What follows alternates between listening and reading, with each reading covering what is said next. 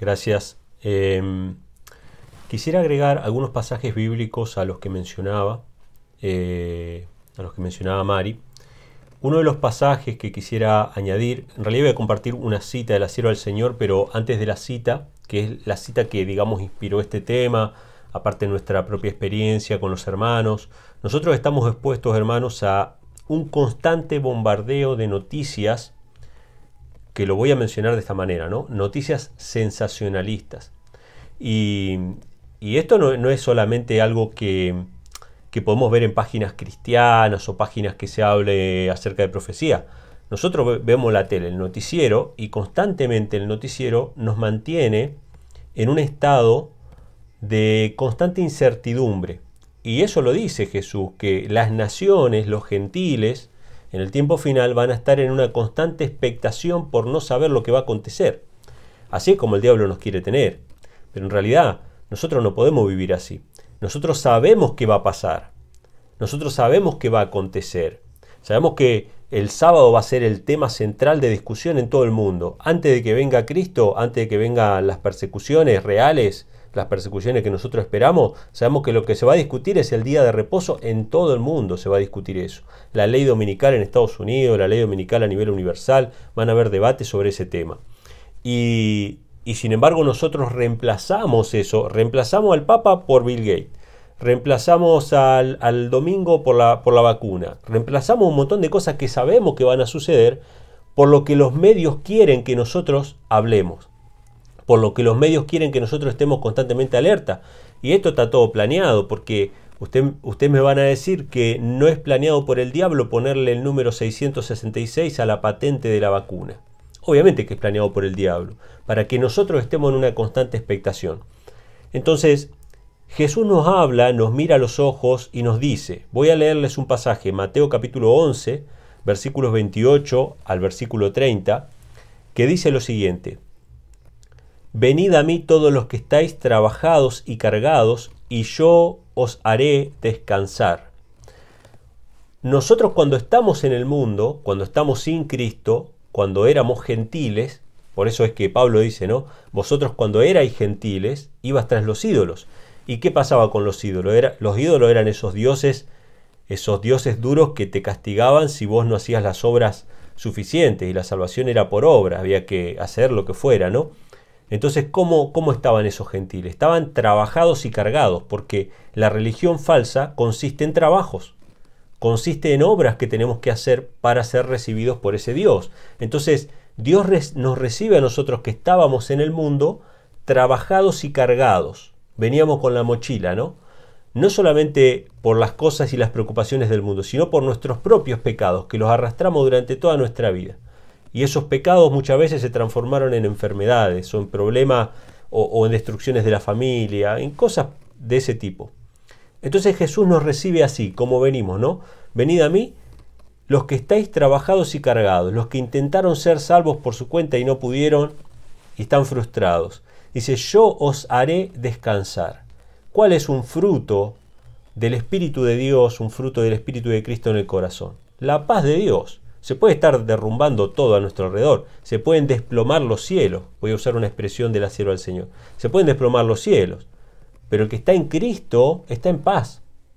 El apóstol Pablo podía escribir estando en paz, sabiendo que lo iban a decapitar, o sabiendo que iba a morir, diciendo, bueno, yo ya acabé la carrera, ¿no?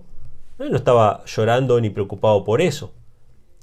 Es más, en alguna ocasión expresó que no sabía qué era mejor, si ir al descanso o seguir vivo por la gente que necesitaba el mensaje del Evangelio. Y en ese caso, él no sabía qué era lo mejor. Entonces a él no le preocupaba esto. No había una ansiedad. Él estaba descansando en Cristo. Entonces Cristo dice, yo os haré descansar. Aprended de mí, dice, que soy manso y humilde de corazón. ¿Sí? La mansedumbre, ¿no? La humildad de corazón. Dice, hallaréis descanso para vuestras almas. Cristo sabe perfectamente cuáles son nuestros problemas. Hace poco compartíamos una cita de la sierva del Señor que decía que el 90% de las enfermedades que sufría la humanidad se iniciaban en la mente, en el corazón del ser humano. El sentimiento de culpa, el resentimiento, el temor, O sea, un montón de sentimientos del alma, del corazón que está trabajado y cargado, degeneran en enfermedad física. Entonces, fíjense si no es importante tener paz en Dios, tener la paz de Dios para toda nuestra vida, para enfrentar las dificultades en el futuro, pero sobre todo para vivir hoy en día. Y Cristo sabe que el mayor problema del hombre está en el alma, que ni siquiera está en el cuerpo, está en el alma inicialmente, ¿sí? Porque Jesús lo dijo, ¿no? Del corazón del hombre salen las envidias, los pleitos, los asesinatos, las fornicaciones. Esto contamina al hombre. O sea, Jesús lo dijo claramente. Y hoy podemos ver que el temor, la incertidumbre que han provocado los confinamientos, han enfermado a la sociedad. La gente se muere por diferentes afecciones, ni siquiera hablar de un virus. Se mueren por diferentes afecciones porque han tocado su alma. Y nosotros no podemos permitir que nadie perturbe nuestra alma, que tiene que estar en la paz de Cristo. Dice, porque mi yugo es fácil y ligera mi carga. No, Dios no es un duro acreedor. Dios no es un juez tirano que está esperando que sus hijos se equivoquen para castigarlos. Dios es nuestro Padre amoroso. Y el yugo de Cristo dice que es ligero, es liviano.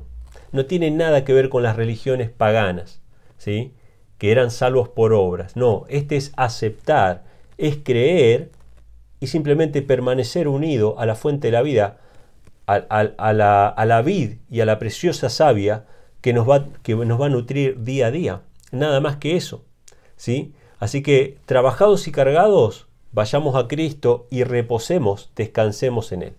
Por eso el pueblo de Dios va a guardar el sábado y va a tener el sábado como señal, porque el sábado es el reposo, es el descanso.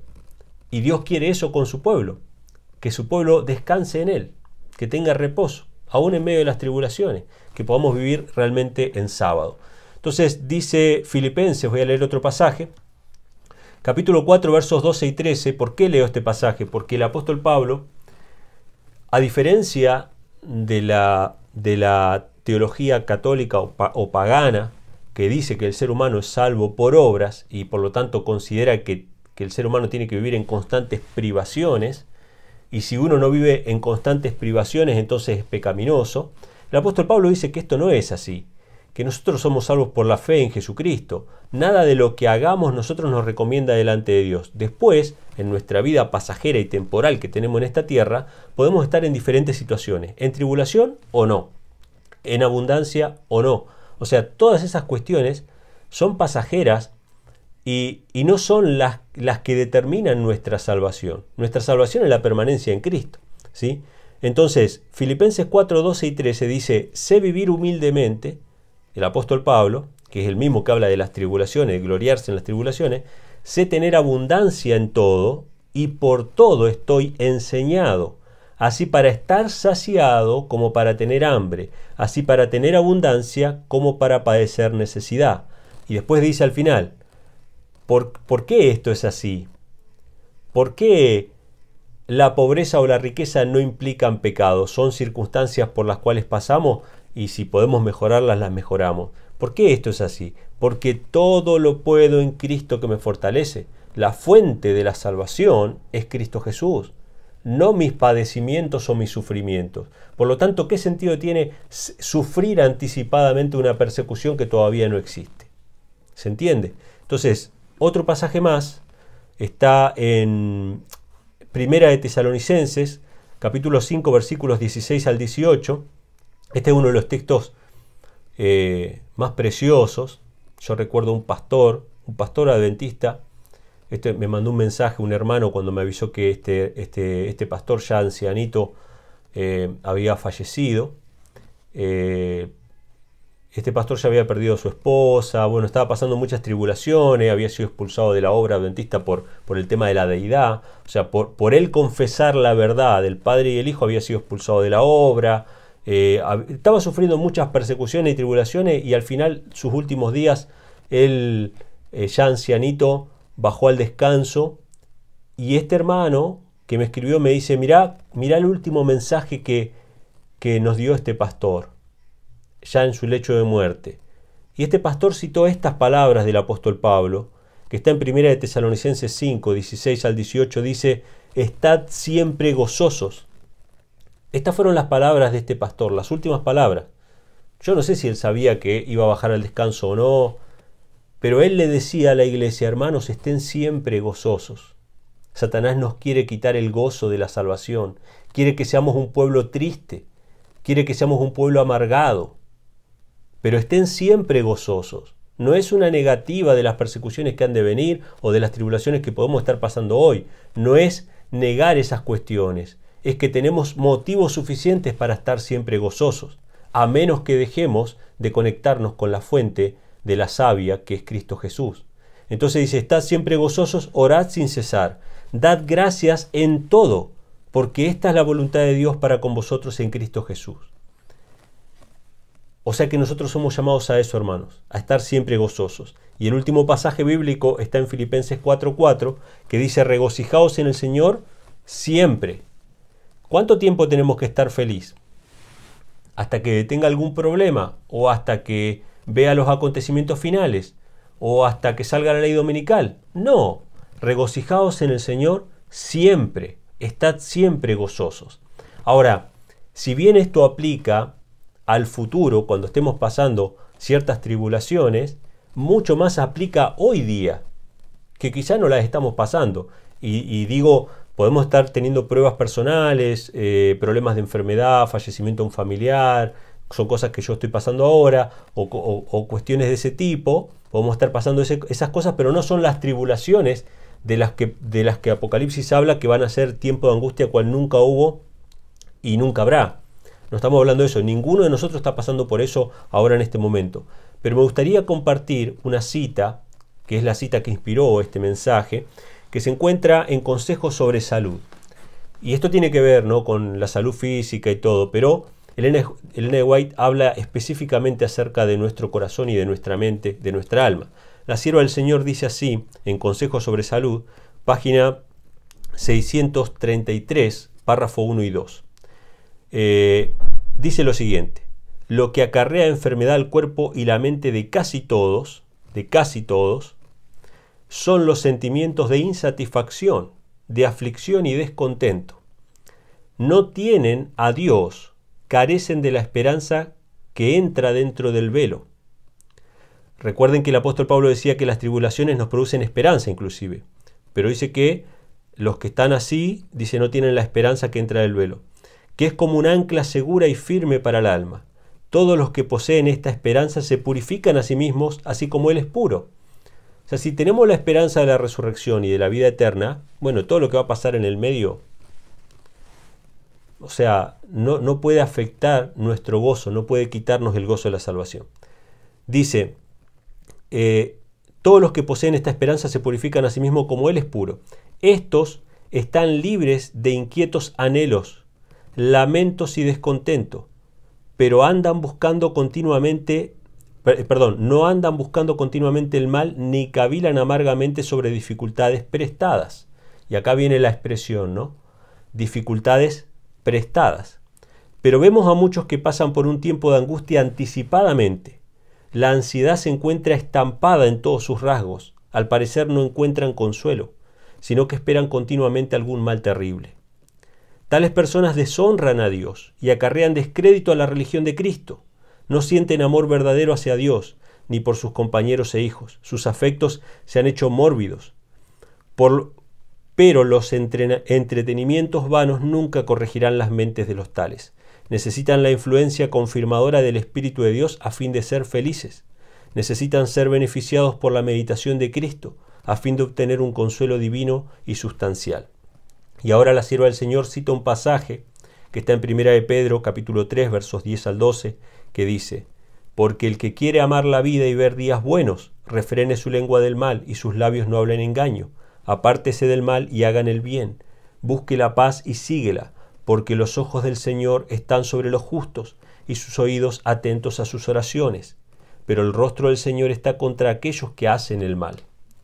Hermanos, fíjense que si nosotros nos permanecemos unidos a Cristo, la consecuencia es que no vamos a hacer el mal. Y si no vamos a hacer el mal, no vamos a temer ningún juicio, ni no vamos a temer ninguna cosa que pueda venir, porque nuestro Padre Celestial, que es el Dios, el Rey del universo, es el que sostiene el mundo. Es el que profetizó las tribulaciones que vendrán. Él es el que anticipó todas las cosas. Y cuando vemos que se cumplen las cosas, más gozo todavía de ver cómo la palabra de Dios se cumple. Entonces agrega la sierva del Señor: los que poseen un conocimiento experimental de este pasaje son verdaderamente felices. Consideran la aprobación del cielo de más valor que los entretenimientos terrenales.